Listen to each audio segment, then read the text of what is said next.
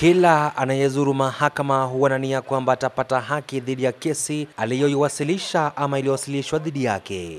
Runinga ya Ebru imebaini kwamba wanaoumia pakubwa wakati kesi zinajikokota au faili zinapopotea ni waathiriwa wa kitendo fulani cha uhalifu na pia baadhi ya wafungwa ambao wamekata rufaa. Katika gereza hili la Kamiti hapa Nairobi, nakutana na Raphael Njoroge. Alihukumiwa miaka 80 gerezani kwa kosa la kuwadhulumu vijana 4 kimapenzi na makosa mengine 7. Alifungwa mwaka wa 2007. Hata hivyo, kinachomsononesha zaidi ni kwamba mchakato wa yeye kukata rufaa umejikokota ukomo wa kujikokota. Hiyo faili ilichomeka. Sasa kuandika apilo ingine wezi andika.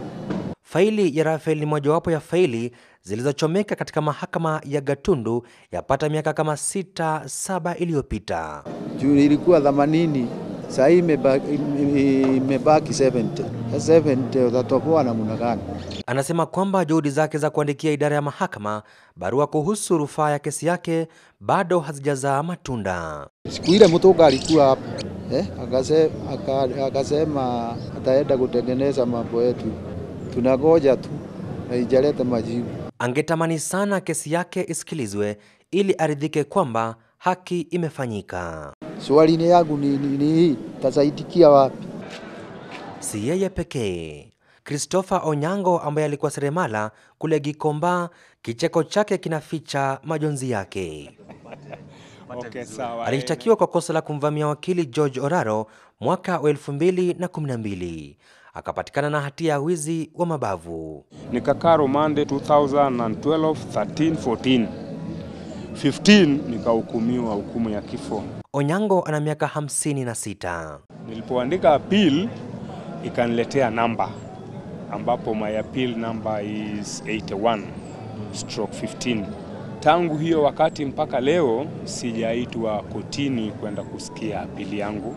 Anasema kwamba sababu kuu ya rufaa yake kutoanza ni kwamba faili yake haionekani katika mahakama ya Kibera. Imeniadhiri kimaisha kwa kuwa sijui ni lini itapatikana na sijui itapatikana mwaka gani ndio niitwe kotini kesi yangu iende isikizwe upya.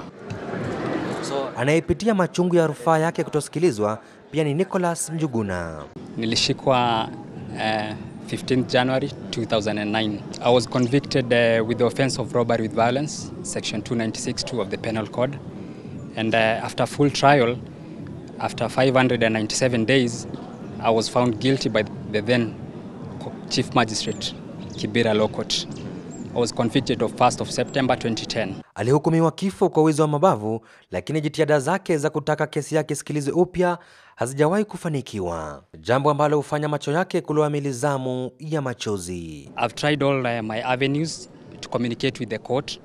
I've written reminders. Hata ilitumwa Kibera Law Court, wanasema file inajaribu kutafutwa haipatikani. So I've been ailing here for 5.5 years without any concrete reason ama response from the court. Iwapo mahakama ndiyo huweka hizi faili, huwa zinaenda wapi kisheria? Ili kuelewa vizuri masaibu ya wafungwa hawa na kutanabahi hatima yao, tulisema na wakili Paul Ngarwa. Ni zile kesi ambazo nimehudhuria ambazo zinafanya rufaa zimefanyika kati ya miezi 4-5 hivi tumepata kwenda kotini na kupata kesi imesikizwa, alafu inachukua kama wiki 3 hivi kupata hukumu. Lakini zingine za miaka 10, miaka 20 namna hivyo, saa zingine unakuta kwamba labda kuna hitilafu fulani. Wakili Ngarwa anasema kwamba teknolojia mbovu kama vile ya kuhifadhi nakala za mahakama ndio ya kulaumiwa kwa kuchelewa kwa kesi nyingi. Huchukua muda sababu saa zingine unakuta kwamba ile hukumu haijachapishwa vizuri. Imeandikwa lakini haijachapishwa. Ile process ya kuchapishwa inachukua saa zingine muda mrefu zaidi. Kwa hivyo ingefaa sana kama kungekuwa na court stenographers. Kama zile court zimeendelea, umeona kama zile kesi za ICC, unapata taarifa ya hukumu hapo hapo. Anazidi kusema kwamba faili ikipotea kama mtu ameshahukumiwa, kwa mfano kama hali ya Christopher na Nicholas, haimaanishi kwamba ni lazima mtu huyo aachiliwe. lakini lazima uchunguzi ufanywe, na wale watu wamepatikana kuhusika na huo upotevu wa faili waletwe mbele ya mahakama hayo.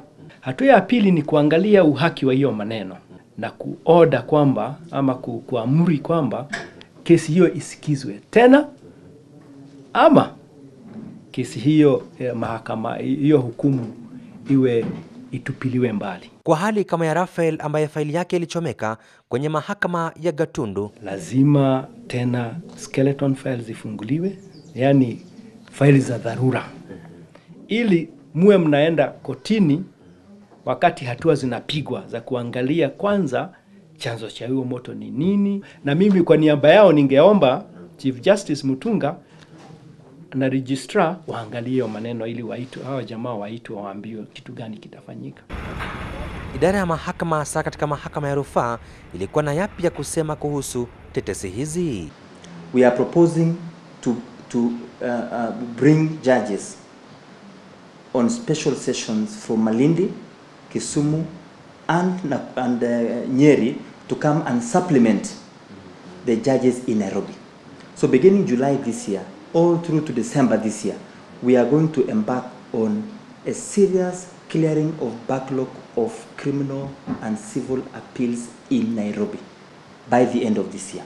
Moses Serem ambaye ni msajili wa mahakama ya rufaa alisema kuwa katiba ya zamani pia ilichangia katika kujikokota kwa kesi nyingi za rufaa. Awali majaji wa mahakama ya rufaa walikuwa karibu 9 pekee, lakini sasa hivi korti za rufaa ziko katika kaunti zote na majaji wapatao 30. We have never had instances of missing files in this court ever since I joined this court over 10 years ago. Kulingana naye, Nairobi ina kesi nyingi za rufaa kwa kaunti zote. There is no way then that the file is finalized in the High Court and then the file goes back again to Kibera. If there is any delay, then it is between Kibera Law Courts and the High Court at that level. Wafungwa hawa wanaimani kwamba siku ipo kesi zao za rufaa zitaweza kusikizwa hata kama matokeo hayatakuwa ya kuridhisha, na kwa kufanya hivyo nafsi na nyoyo zao zitaweza kutulia. Victor Wetende, Ebru Magharibi, Gereza la Kamiti, Nairobi.